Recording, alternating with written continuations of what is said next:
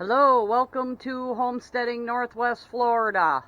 Today is Friday, September 27th, and it is about 3:45 in the afternoon. And you can see that angle of the sun is a little bit steeper. It is, and we had nothing from Hurricane Helene yesterday evening when it hit. I did watch it on YouTube. But we had no effects, except we have a north wind. It swept around and gave us and the north front from the north wind, kept it away from this tiny corner of Florida. My temperature that I'm reading is 83 degrees at the moment in the shade. It's kind of warm in the sun. Strong UVs today. But anyhow, we went to the hardware store, the Ace Hardware, and got our wood, our first piece of wood for the Langstroth long upright beehive. So there is a little waste here. You have to get a 12 by 2 by 12 feet long and get it cut at 44, I think, and 13/16, and this one is 21 and 3/16, I believe.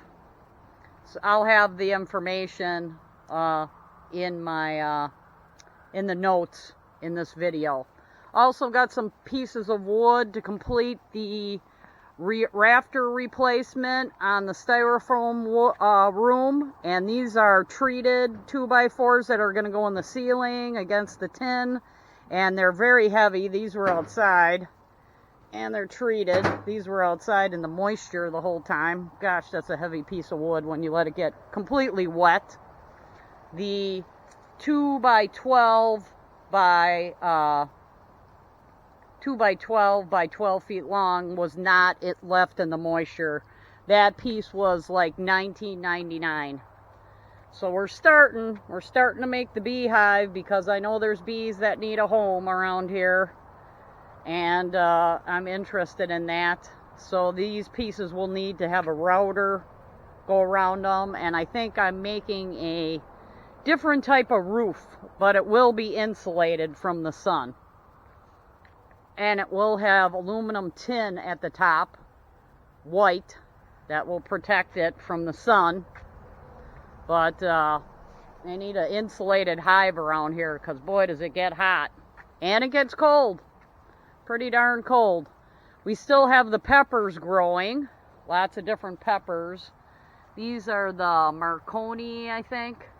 And we did find an Age Dulce pepper growing here. We'll see how much this one produces here. I don't know if you can see that different shaped Age Dulce, different shaped pepper there. And we got bell peppers going, lots of them, but I think they only got like about a week more of producing here. Need to water everything, because I thought it might get enough water from Hurricane Helene, but it barely rained here. I mean, we had more rain 3 weeks ago than for Hurricane Helene the last couple days. Nothing, no rain benefit even. But no damage. So this is northwest, very corner of Northwest Florida, Century, Florida. No hurricane damage. And I think that whole big bend of Florida was maybe formed by hurricanes. Who knows?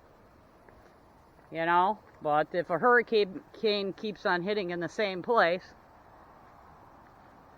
This is about an hour and 15 minutes away from Pensacola Beach. But no storm surge. These are bell peppers over here, and I've got some eggplants growing, African daisies, bougainvillea, and we did have a tornado. Now tornadoes are a different story. Here's all our wood we got. And we are going to do these buckets today. I'm going to be growing my bell peppers in buckets. Now this one looks a little bit different too. That particular pepper. I don't know if you can see that. It's pointy. This one looks pointy also. But they take on the water better and the fertilizer water, and the insects can't quite figure, I think, how to jump up into a 5-gallon bucket, I mean. And we are making holes in the 5-gallon bucket with a soldering iron. I'm going to show you how I do that right now. And I like this method because it doesn't really take away. This is a soldering iron I got from my dad. It's a Weller 7760. And I just got his soldering iron bit on there. And I'm going to go around. And it just pokes right through. See how that works? And I like the fact that it doesn't really, it gets clean after a while too. It just has to burn off that plastic. And I like the fact that it doesn't really take away the plastic. Because there's, you know, it adds to the strength of the bucket. Because what I noticed with these buckets is the bottom is not super strong. And after years and years, I don't know what that strength is going to be like. But that's how I'm making the holes in these buckets. And I'll probably also have a shorts video of this. But it doesn't really remove the plastic. It makes around the hole and the bottom of the bucket as strong as it can be with holes in it. And I've got some that are completed here with more holes. So I'm going to, you know, it's pretty Swiss cheesy. But you want water flow. Because the last bucket I used just had a crack in it. I can't seem to find cracked buckets. There you go. Drainage holes in a 5-gallon bucket with a soldering iron. That's how we're going to do it. And I'm going to do them all right now. Today. And I decided what I was going to do here, since I'm getting older, is I'm going to clear this area so I can walk straight to the back. This going around things and around the side is going to get to be tedious. So I got to clear the tornado trees, and I took a lawnmower in here today, but you can already see how things are growing. Chinese privet. They're pretty much growing, but this is a pretty big cedar tree I'm going to have to move here. But I am planning on building that sawmill. The Izzy Swan sawmill that you walk behind. So you're away from that cutting blade. So that's what we're going to do with the cedar trees. So that's it with our progress for today. We're going to make holes in buckets.